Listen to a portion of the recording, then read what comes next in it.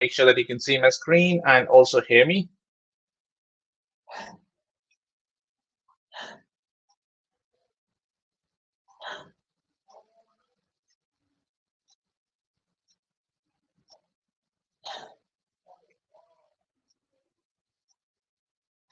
All right, guys, if you can see my screen and hear me, it would be great to put something in the chat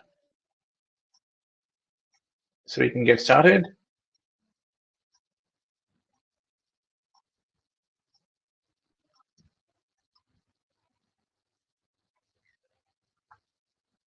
I'm going to start with the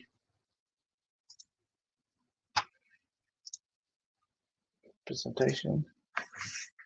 All right, so what we're going to talk about today is we're going to introduce the Google Cloud Platform, and we're going to look at what GCP has to offer in a nutshell, right? And as far as the agenda goes, we're going to talk about introduction to the platform itself. We're going to look at products and services. What are the key differentiators which makes GCP stand out from other vendors? We're also going to have a hybrid cloud overview, which is kind of the demand in the industry right now. We're also going to look at Anthos Overview, and I'll talk about what it is and why should you even care about this and the technology stack that Anthos has. Right? And if time permits, we'll also talk about the certifications and take some of your questions. All right, so what is Google Cloud Platform? Google Cloud Platform is a suite of cloud computing services. If you have used any other cloud platform like AWS, Azure, or any other platform, before, so you kind of have a little bit of idea what the cloud platform is. In a nutshell, it offers you infrastructure as a service, platform as a service, software as a service, solutions, and offers you at Google scale, right? Normally, you're already, familiar with terms like enterprise scale, but when we talk about anything that we do at Google level, we basically represent that at Google scale, because that scale is a little bit different than what you must have already heard about, right? So, and you'll probably understand as I go along, what I mean when I say Google scale. If you have not heard about terms like infrastructure as a service, platform as a service, software as a service, I'll give you a quick overview on those. Infrastructure as a service is like renting infrastructure on cloud, whereas platform as a service is renting a platform that is built that you can use directly, like a database solution where you can host your databases, put your data, and let cloud platform take care of everything for you, like administration tasks and stuff. And when we talk about software as a service, it's a software that's literally built in the cloud for you to consume or use, something like Google Slides or Office 365 or Salesforce is an example of that, right? Jira is an example of that, right? So these are some of the solutions. Then Google Cloud basically combines all of these products into one platform and allows you to use them as per your own requirement.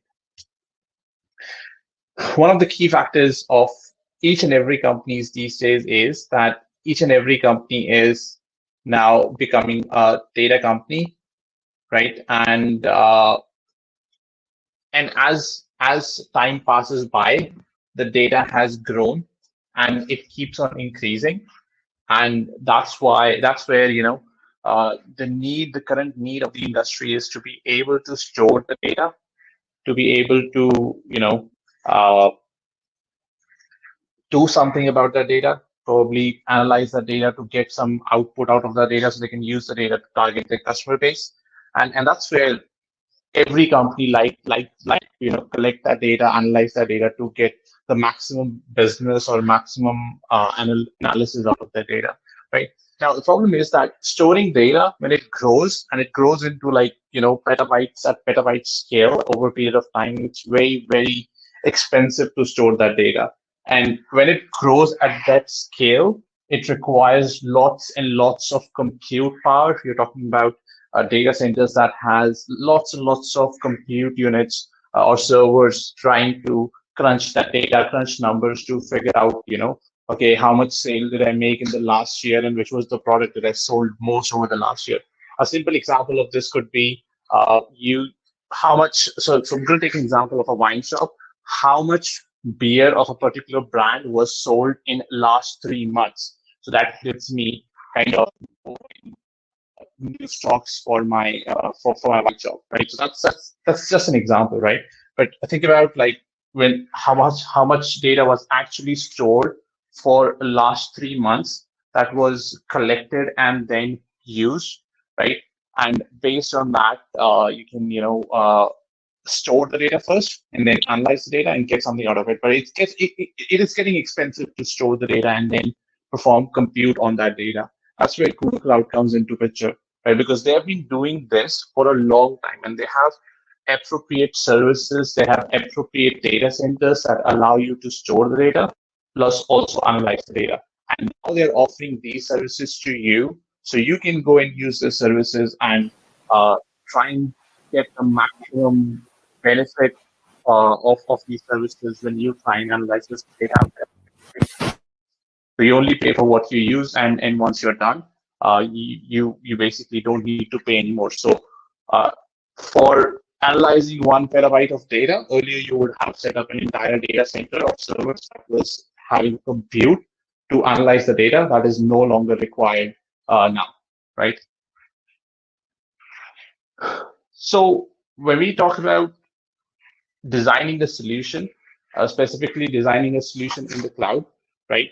We need to think about what do we need, right? Or do we need a solution that is cloud native? Do we need a solution that we can fully manage? Or do we need a solution that is managed by the cloud platform so we don't have to hire a lot of administrators to manage that infrastructure, right?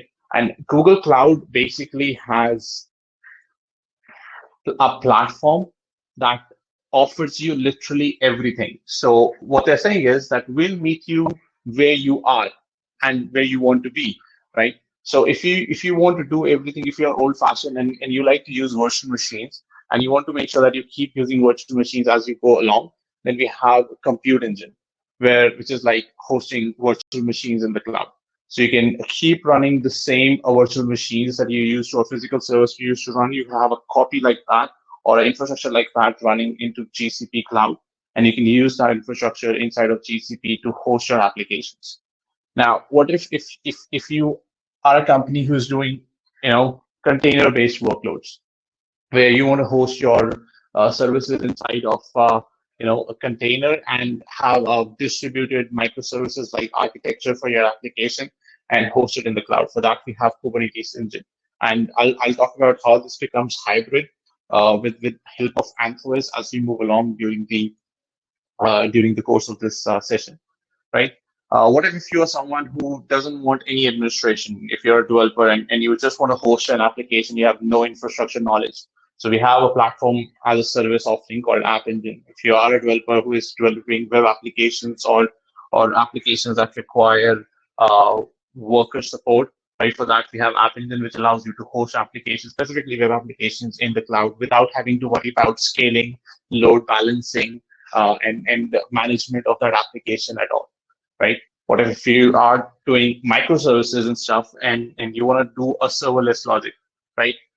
You have an application where an event-driven application where an event triggers a notification which requires a business logic to run, and that business logic will perform a particular action. And based on that action, something might be written into a database, or something might be updated into a storage system, or some file might be retrieved and sent back to that customer who has actually triggered that event, right? So you can build that kind of event-driven architecture as well using something called Cloud Functions. Or if you want everything automated for you, where you want to, you want the services to take care of most of the stuff for you, and you don't want to worry about like what's happening there, right? And I mean, how do I administrate this?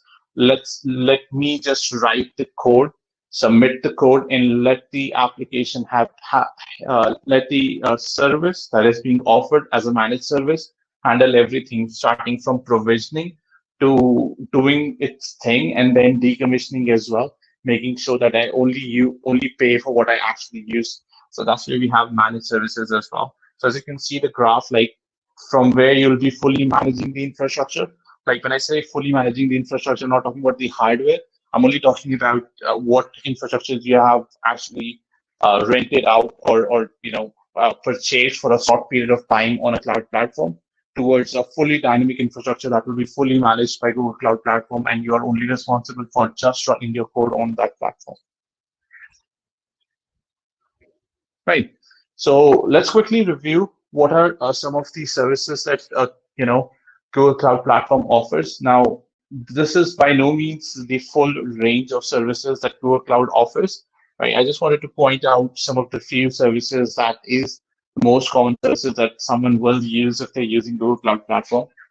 And I've categorized them across compute, data storage, machine learning, and big data.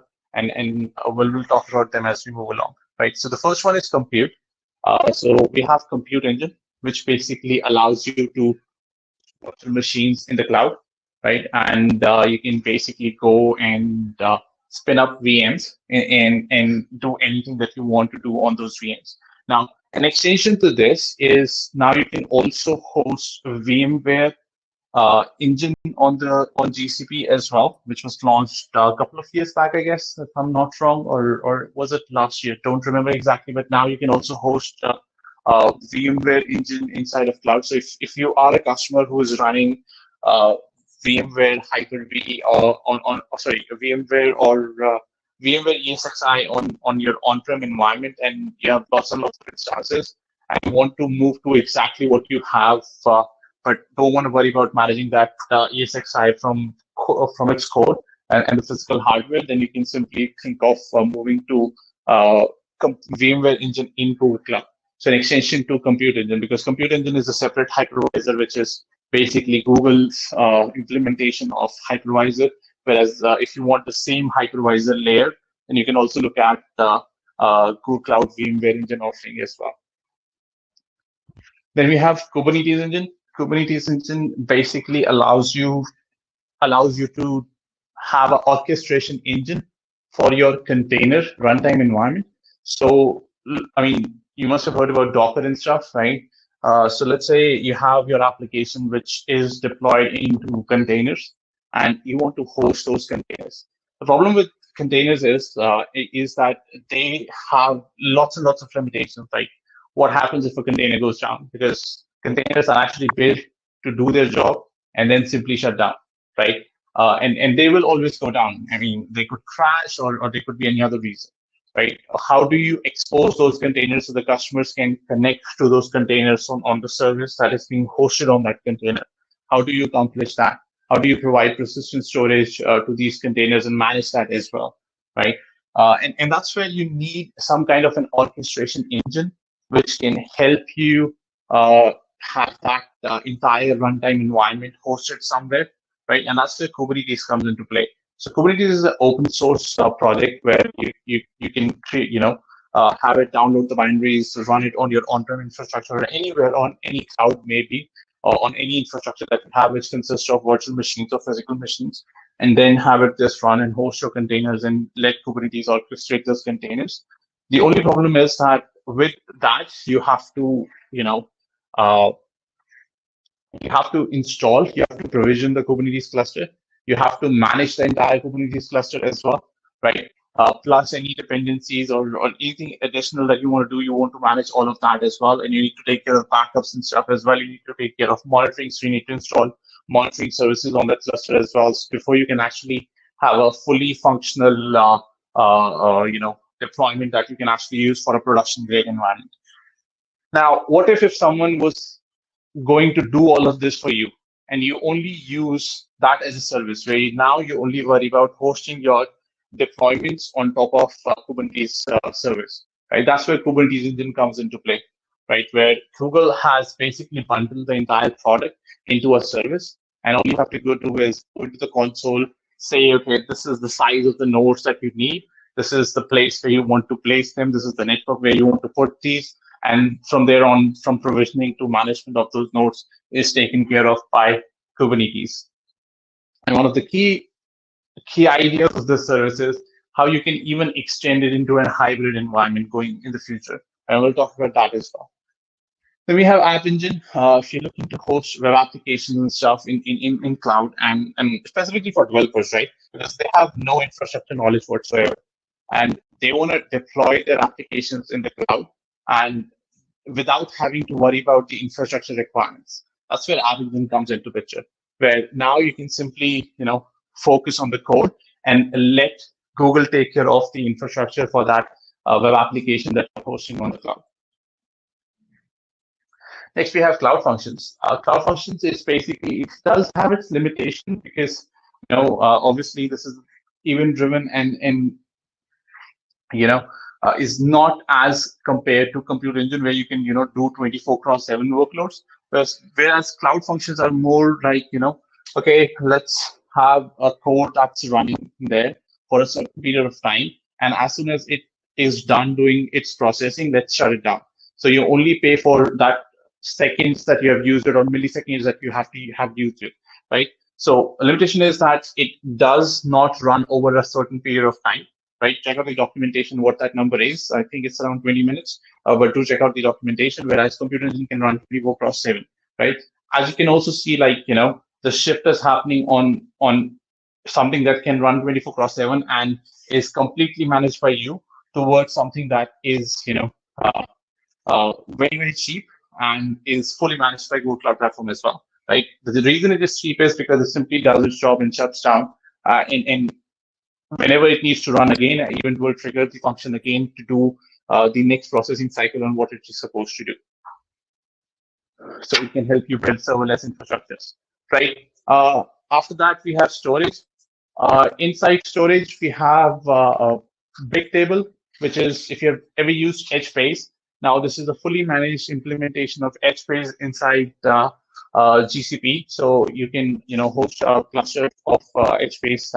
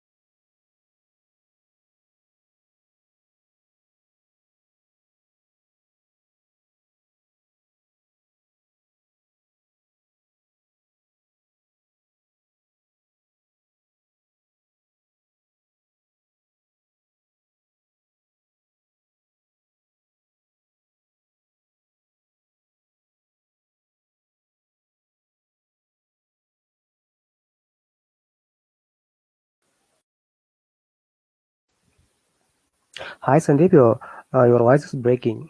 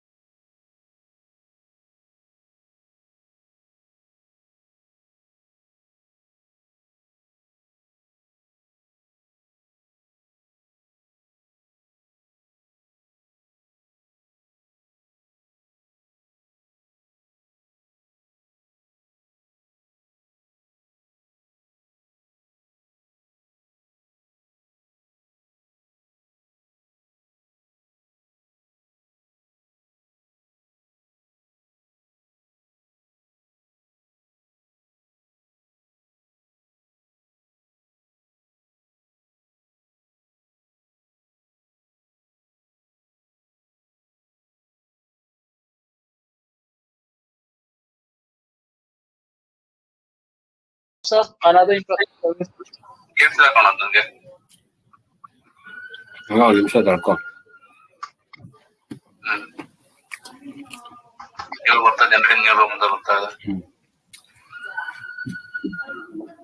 Hello? Sandeep, can you hear us now? Yes, I can hear you. Okay, great. So this is from SkillUpRight team. Sorry, Sandeep, I think in between we lost you. We are not able to hear you at all. I think maybe, and you can just get the confirmation from the participants if they're able to hear, and then maybe you can proceed, Sandeep. I've actually asked a few times to see if actually anyone can hear me or see the slides, and I've got no response, to be honest.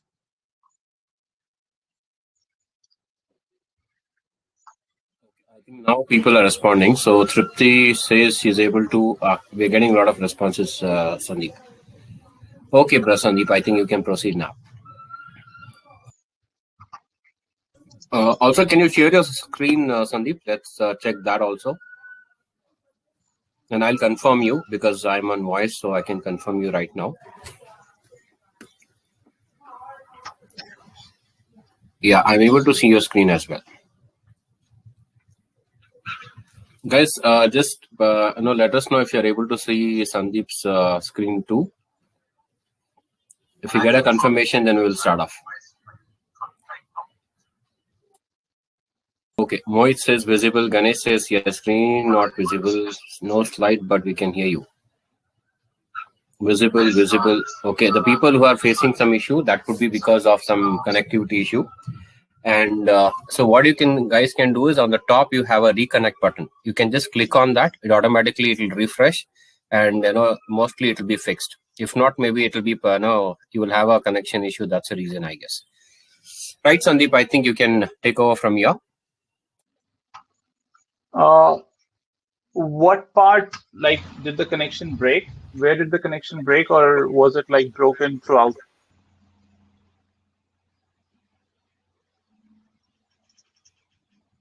Hello?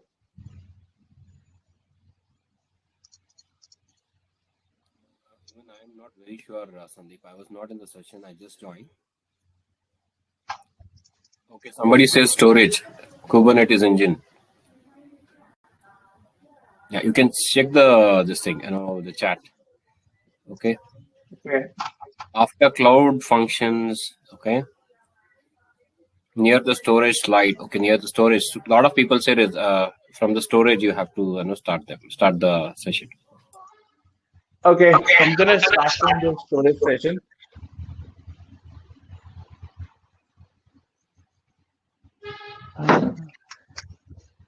Okay, cool. So I'm just going to talk about the storage services again. Let's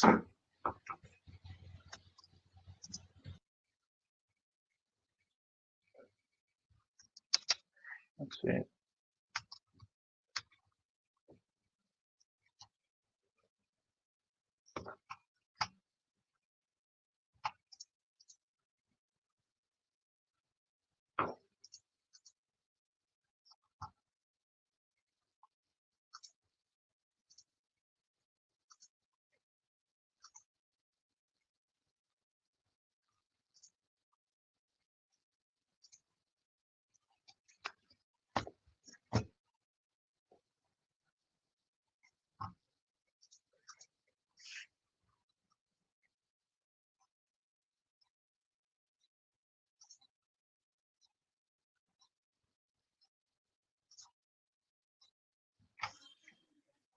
Sandeep, I think I'm not able to hear you again. No, I mean, there is an issue. I think there is an issue. This event webinar jam is getting stuck somewhere because it just turns my screen entirely black when I try and share the screen. I think that's because maybe you have to load or something. Okay, I'm just gonna share the screen again. We are able to see your screen. Okay. Because it keeps popping me for the screen share again and again. That's good. Now the screen is visible. Okay, I'm gonna try and do a slideshow. Let's see.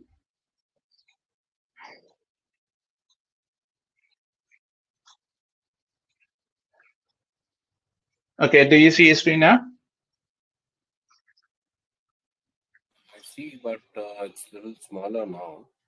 And now it's bigger. Yeah, this is perfect. Okay. I don't know. Because for me, it's black. Okay, do you see it now? Yes, Sandeep, I can see the screen. I need someone to respond because I can't see the chat while I'm doing a slide view. You're able to hear I me? mean, if you guys have, yeah, I can hear you. Yeah, we are able to see your screen. Me too. Okay, cool. So we're gonna get started back with storage, where we're talking about big table, right? So what is big table? Basically, there are two things like, we have SQL-based databases, we have NoSQL-based databases. Big table is basically is based on top of HBase, which is nothing but just one large big table. Now, if you are hosting a H-based solution and you want Google to manage the service for you, that's where big tables comes into picture, right? So any H-based like deployments that you have, you can host those on top of big table. Then comes cloud storage.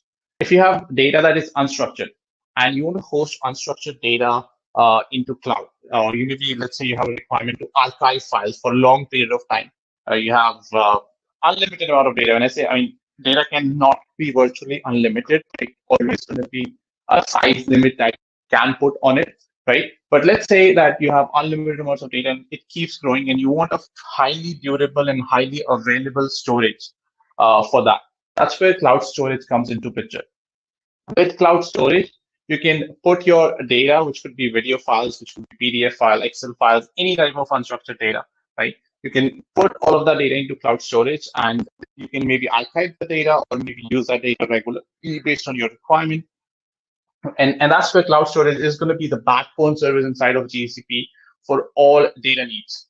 Because obviously your applications will use file or they'll store something on cloud storage. Could be, let's say, images. Let's say you have a image processing system where you have, an application where people upload photos of their pets, let's say, right? So where will you store those files? Those files will all be stored into cloud storage and can also be retrieved from the application, hosted maybe on Compute Engine, App Engine, or even Kubernetes Engine to get those files and showcase back to the customers when they want to retrieve those files. And we have Cloud SQL.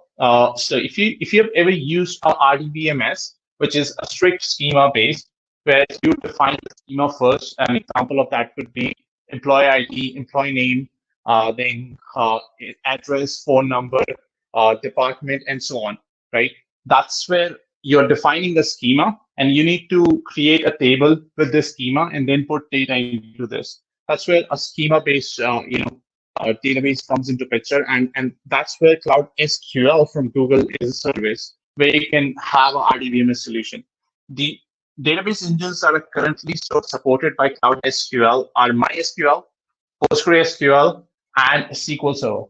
So if you are looking to host a similar solution, you can look at using Cloud SQL, and it allows you to manage high availability with a single click. It takes care of backups, it takes care of maintenance, it takes care of patching, all for you. You still have to provision the service, but again, when we say provision the service, the provisioning has been made a lot easier. There are certain clicks, you need to define the size, you need to define the network where you want to place it, right? And certain options or flags that you want to set, and you can do a single click deployment and it will provision the entire service. That's where Cloud SQL comes into picture. Now, if you are looking for a solution, because one of the problems with Cloud SQL is that Cloud SQL or any other database engine that you've worked with, it doesn't scale very well when we talk about horizontal scaling. Yes, I know that with read replicas, you can scale them, but what about write replicas, right? It doesn't scale very well when we talk about multiple nodes into multiple locations or multiple data centers, right? And RDBMS has mostly had a limitation of giving a solution which is 99.99% available, not beyond that, right? What if you're looking for a true horizontally scalable database which offers you 99.999% availability? That's a solution that Cloud Spanner offers. It's a true relational database management system, a fully managed service like over cloud platforms. So you don't even have to worry about provisioning, right? I mean, you do have to specify the number of nodes, but it's just one-click provisioning. Scale the nodes or remove the nodes or provision the nodes, and from there on, you'll have a cluster of nodes which will have an RDB solution deployed on top of it. Right? Now, next comes in the Cloud Data Store, which has actually been rebranded as Firestore. So if you're looking to host a NoSQL-based databases, right, and now there is a similarity between Bigtable and Cloud Data Store, where we talked about a Bigtable also being NoSQL, but it was following an edge-based, like a large single table where you can quickly search through data, whereas a data store or now Firestore is more of a document DB kind of a solution, right? Where you can store key value pairs inside of data store, which are schema-less in design. Whereas, in Cloud SQL, when we talk about Cloud SQL or Cloud Spanner, they were schema-based, where you're defining the tables, whereas a data store is more of a schema-less design, where you don't have to worry about, okay, what is going to be my table structure like? You can keep on adding data, and the data will obviously, construct the schema as it goes. Next, we have a big data and machine learning services, and that's where the power of GCP lies, because some of the services that they offer in terms of big data and machine learning, they are ahead of other vendors, and some of the other vendors that you must have used the services, they all consume Google-based APIs to expose these APIs to the end customer in one way or another, right? So talking about big data, so we have a service called BigQuery. BigQuery is a data warehousing solution. It's a serverless solution where what we're talking about is, let's say, past 1 year of weather data being stored somewhere, past 1 year of flights data being stored somewhere. And when I say stored somewhere, it's basically stored on BigQuery storage, right? And what you're trying to do is you're trying to write a SQL statement to find how many flights got delayed on when it rained. So in past 1 year, how many flights got delayed on when it rained, right? Now, past 1 year of weather data is lots and lots of data. And past 1 year of flights data is also lots and lots of data, right? Now think about this. If you were to run this query, this statement that we're talking about, to get this data, it will take lots and lots of time, plus lots and lots of compute to run this. So when you run this statement, right, you have to worry about compute plus cost, right? Or maybe, you probably have, and after you're done running this query, you get the result, and you probably run this, maybe a week after, or maybe 2 weeks after. You'll run another aggregation 2 weeks after, or something like that, right? Now, but you end up paying a huge infrastructure cost to set up this infrastructure, which will help you analyze this data, right? That's where BigQuery comes into the picture. You only pay for the runtime of the query. Let's say the query took 2 hours to run, and that's it. You only pay for those 2 hours. That's where we talk about like the serverless solution, just like Cloud Functions, in the compute section. Now in BigQuery, it's a data warehouse solution that lets you analyze your data, and you only pay for the amount of time that you actually run the query to analyze the data. The next one is Popsup. Popsup is an interesting service, right? Because what if you have large amount of messages? And I'll give you an example of this basically, and we'll try and explain all the other services with this as well, right? So let's say you have traffic sensors, right? And traffic sensors are publishing data, or maybe it could be IoT devices or something like that. But let's say traffic sensors. These are the ones publishing data. What you want to do is you want to ingest that data, you want to get that data in, do something about the data, store it somewhere, so your end result will be on this particular road, the traffic density is this much. So there is an app that a customer is using, and in that app, you want to show the customers, okay, this is your traffic density, right? How do you handle all of that? And maybe talk about traffic sensors. It could be, thousands of traffic sensors sending the data in one go.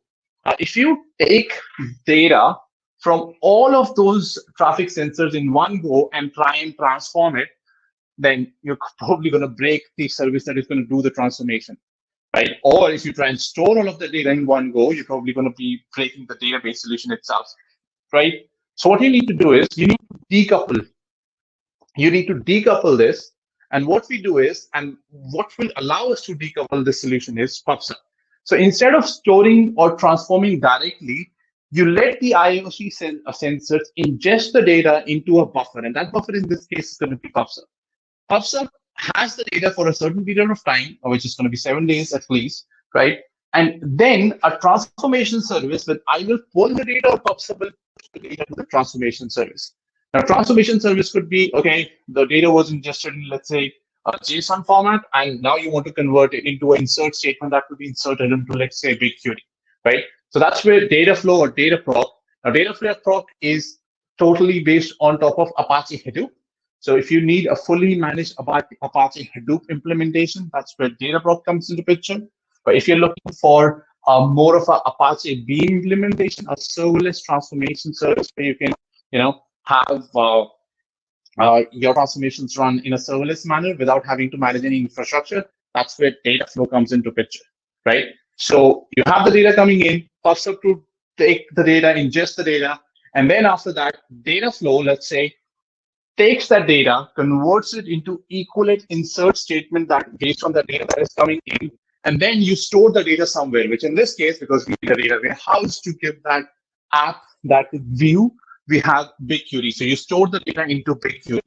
And then your app will have a dashboard built in, which will query BigQuery, okay, for past 1 hour, do an aggregation for these traffic sensors and find out how much traffic density is on a particular signal or on a particular road, which is supposed to have large amount of traffic throughout the day, right? So that's how you can build a solution like this using these services that we just talked about, like BigQuery, a data warehouse service, ingestion service, Popsup, data flow, and data proc could be transformation services, right? And if you're doing, if you have, and in case you don't have a reporting service, there's also a service called Data Studio that you can use for reporting. And we also have Jupyter-like notebooks if you want to deploy into, test your data, basically big data, and also apply machine learning algorithms to them at the same time that we have data lab for that as well, which is nothing but an implementation of Jupyter inside of Core Cloud Platform. Then we have machine learning services, and you must have used these services somewhere or the other, right? Now, Core Cloud has an ecosystem where you can use existing machine learning services. You can build your own model on top of those existing APIs, or you can build your entire machine learning algorithm from scratch as well, right? And machine learning is basically no magic, right? You have to train a machine, right? And let's say, for an example, let's say you want to teach a machine, what does a dog look like?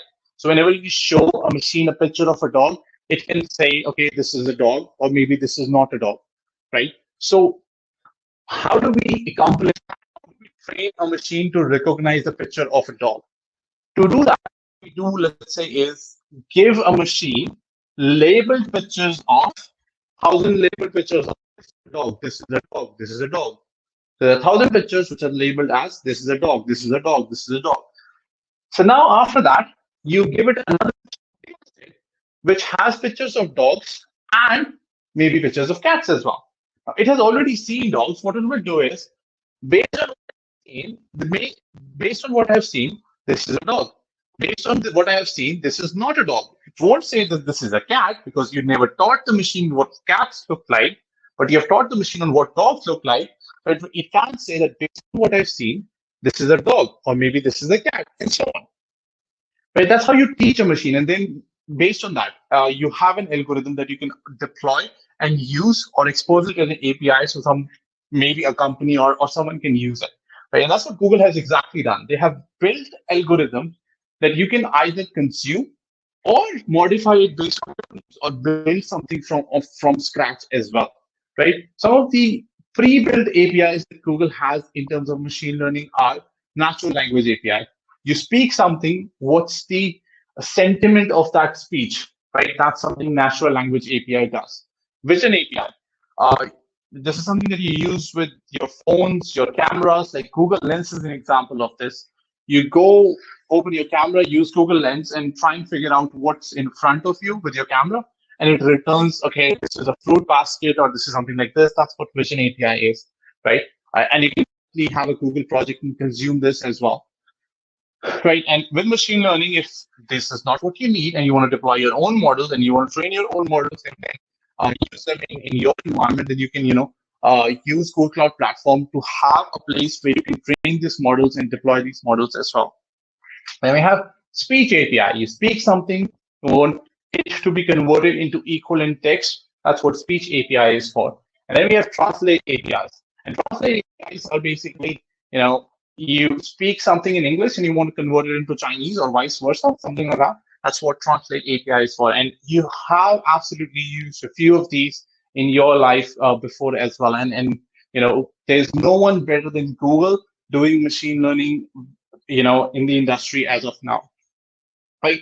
And based on these solutions that you see over here, there can be specific specialities that becomes, right? I mean, let's say if someone is a cloud architect, you obviously need to know how all of these services that you see in this list function, how they can be fitted to design infrastructure.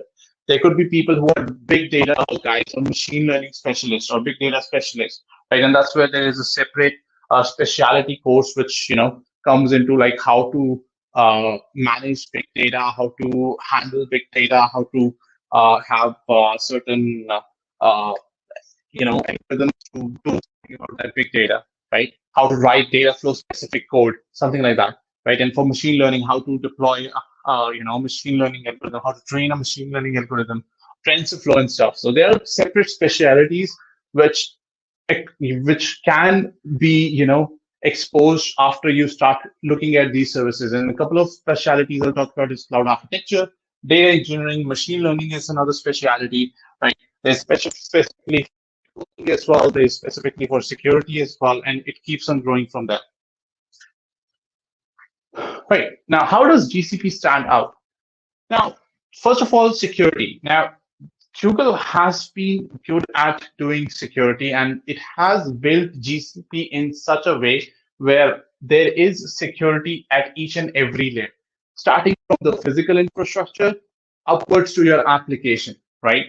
Quick example could be, the physical infrastructure is completely secured, completely locked out from anyone who does not need to have any, anyone who's not authorized to have access cannot enter your data centers where your data is being hosted.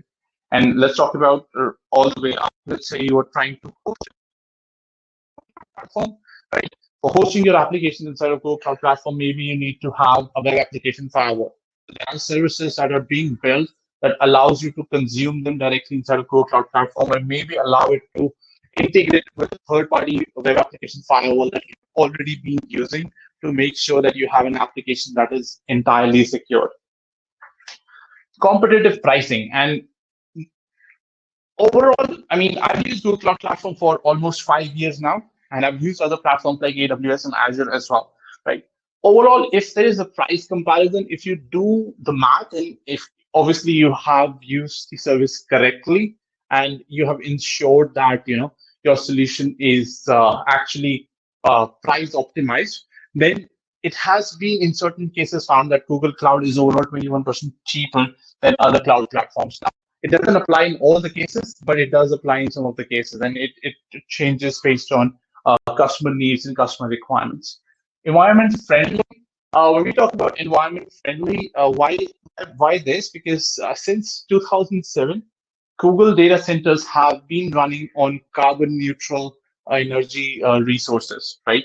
There are other vendors who have said that they will be carbon neutral by 2025 or 2030. Google has been there since 2007, and obviously with the changing climate needs and global warming and stuff, every company does have its some of its they need to be environment friendly, and Google has already achieved that and has been there since 2007. Global private network, and this is where I mean, if you talk about any other cloud vendor, they do not have a solution out of the box that is being offered by Google Cloud Platform. So Google Cloud Platform has a networking solution, which we'll talk about in one of the other webinars that we have related to networking. Google Cloud Platform offers a networking solution which spans across the entire globe. So if you have a virtual machine or a server that is being hosted in, let's say, United States, and the other one is hosted in Australia or maybe India, they can be placed in a single network. So that's how networks are created inside of Google Cloud Platform. And when we come to big data and machine learning services, because the breadth of services that Google Cloud has with the competency that they have, it is actually the best in the industry. And Google has been the leader in terms of big data and machine learning for a long time now. Right. Hybrid cloud overview. Now, one of the things that you will see customers talk about is that we already have infrastructure on-prem that we cannot move, or maybe they're using a different cloud and they want to try out some services in Google Cloud that they know are much better than the other vendor, something like that, right? So how do you implement that, right? So we're talking about having two different environments run together. It could be two different clouds, maybe, or maybe three different clouds, or maybe on-prem plus another cloud plus Google Cloud. So how do you implement that, right? And what does that do for you as a customer? Where you can, best of both worlds in this scenario, right? And what is the wish list that customers have when they want to do this, right? Of course, when you're trying to do something like this, connectivity between different environments, like your Google Cloud and the other environments that you're trying to connect to, is the most important aspect, right? Now, talking about the wish list, write once and deploy in any cloud. What does that mean?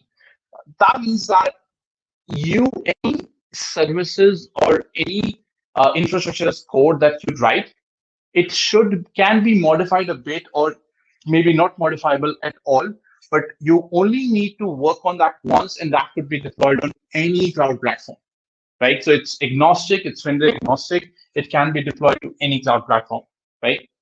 Accelerate developer velocity. So your developers should be able to, develop stuff and test those stuff within, minutes rather than, and let's say an example of this could be, okay, a developer has an application which is running fine in India, and now they want to stack this across to the European region.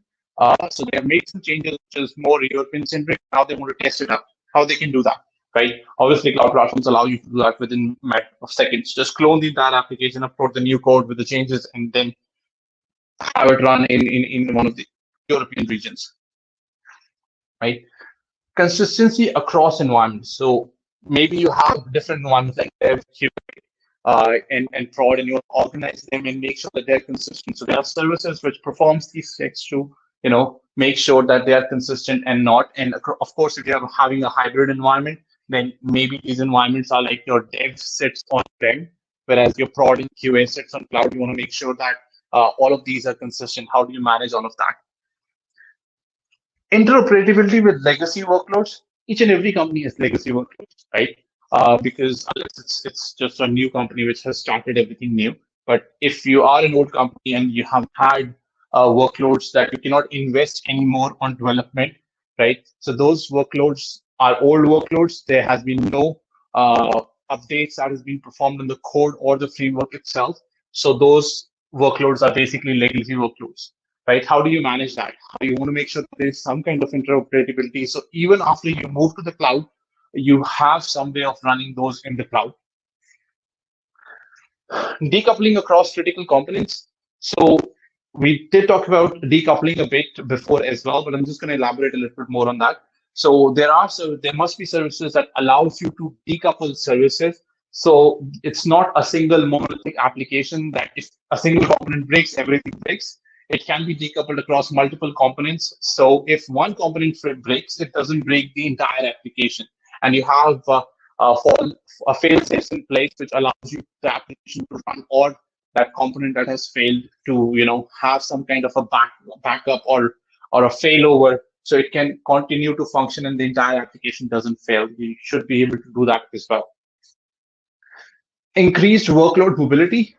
You should be able to move stuff from here to there. Let's say you have something that is being tested in dev and now you want to deploy it into prod. And it doesn't have to be like, okay, it will take 10 days to do the deployment before it is fully tested. It should be like as soon as it is tested and it's approved, it should be able to be deployed into prod with increased mobility, right? That's where that's also one of the wish lists that most customers have, and that's being achieved by using DevOps. So the cloud platform that you're trying to use, or the hybrid environment that you're trying to establish, should have a growth in the area of DevOps as well. And then avoid vendor lock-in, right? So if you, for example, go to Google Cloud, and it doesn't lock you in. So if you have a solution that you're using in Google Cloud, it doesn't lock you in that you cannot move out of this. For example, let's say you have created a container. Let's say Kubernetes was a service that was only within Google Cloud, and no one else was using Kubernetes. It was never made open source, right? So the only problem with that would have been that now you can only run Kubernetes. It's great, but only run it in Google Cloud, nowhere else. But it is open source, so you can run it on any cloud. So if you have a solution that is Kubernetes based, it's not that you'll be locked into Google. You can take it out and run it on any other vendor. And similar to that, most of the services that Google Cloud has are all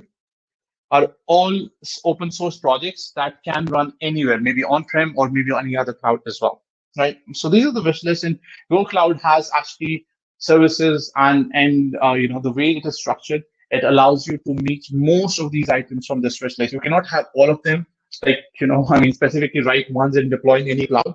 Now, you cannot write a single template that can be deployed on all the clouds, right? A template that has written being specifically for Google Cloud cannot be used as it is as on AWS. It has to be modified so it actually works on AWS as well. So, that's one example. So what I'm trying to say is that you cannot have an entire wish list met, right? But again, you can modify stuff so you can reach a point where you have most of these options ticked from the wish list. So you're meeting somewhere when you're trying to do a hybrid environment. Now, when we say that, okay, we can't meet this wish list, right? There is a solution that allows you to have this wish list met, which is using Anthos. Now, I know that most of the applications are not something that you can simply containerize and put on cloud, right? So it cannot be like an entire solution that you can just put on cloud. But yeah, if you have containerized workload and you're trying to build a solution that allows you to have a hybrid environment with containers, that's where Anthos is coming into picture. Right. The idea for this is, and let's talk about this a bit, but I just want to show you this technology stack diagram, and I'll come back to the slides again. So as you can see over here on this list, where's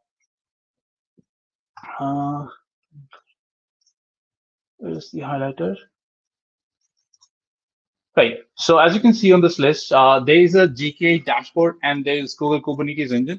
Right. So this is inside of Google Cloud Platform, where you have that master node that will run into Google Cloud Platform, and then you can have where the actual workloads run, the virtual machines or the physical nodes where the actual workloads are running on maybe another cloud or maybe on-prem data centers, right? So with that, you have a centralized manager that is being fully managed by Google and is being hosted inside of Google Cloud Platform, and your nodes can run on any cloud platform or on-prem. And like I said, Google Kubernetes isn't being an open source project. It can run on any platform, be it on-prem, be it AWS, be it Azure, or any other cloud platform like OCI as well, right? Now, Anthos is not actually a single product. Anthos is basically an umbrella of products.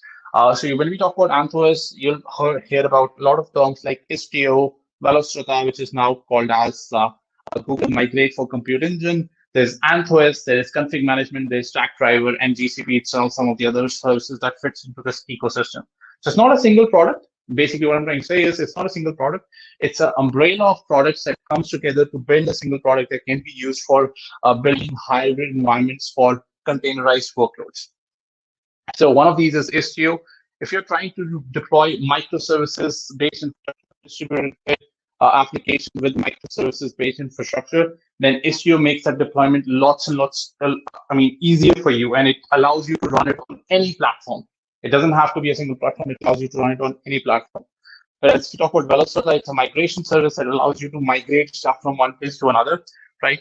config management for managing the configurations across different environments. And then we have Stackdriver, which has been rebranded as cloud monitoring, because you have these workloads, you need to make sure that you can monitor the events, take actions on those events, and have some kind of dashboards that allows you to see, okay, how much things are successfully running or what has failed, why it failed, to do those deep analysis on failures. That's where we need some monitoring service that is being delivered by Stackdriver. And then finally coming to the overall technology stack, where, as you can see, the core infrastructure, the master nodes and the core infrastructure runs inside of Google Cloud Platform. This is going to be your master node. But as your other nodes where the workloads be hosted could be anywhere. It could be, GCP itself, on-prem, AWS, anywhere. And as you can see that these things needs to be connected somehow. That's where Cloud Interconnect comes into picture. Basically, these are networking services that allows you to extend your infrastructure that you have from your infrastructure to GCP and vice versa, right?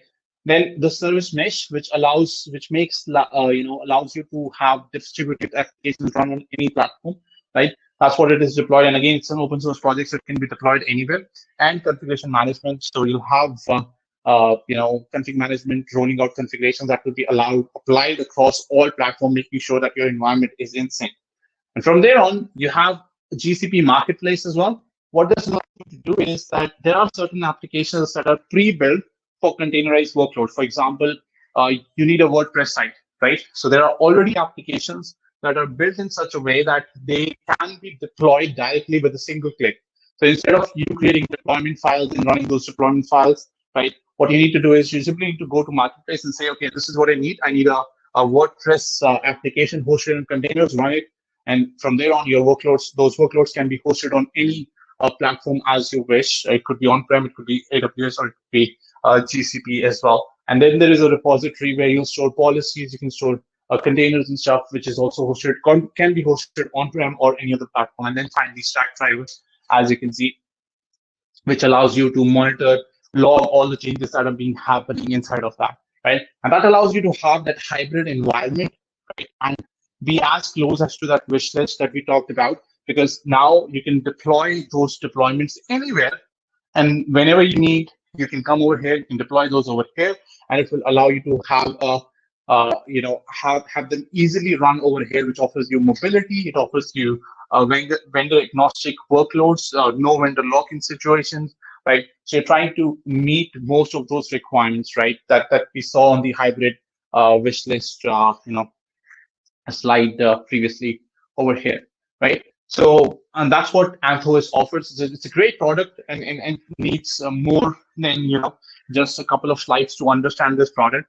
If there's a separate training that we actually do for this, and you definitely need to be CKE certified before you can actually even attend this training. So definitely check this out. It's a great product, and it's been growing a lot in the industry, and lots and lots of people who require hybrid kind of workloads are trying to use this and deploy this. And that's it. That's all we have for the introduction section for Google Cloud Platform. We'll be taking a few questions, and let me know if you have any questions that you want to throw at me, and I'll be happy to answer those. And I will be talking about virtual machines and networking in the upcoming webinars. Thank you, guys. It's been great talking to you. Let me know if you have any questions, and we'll wrap it up after that.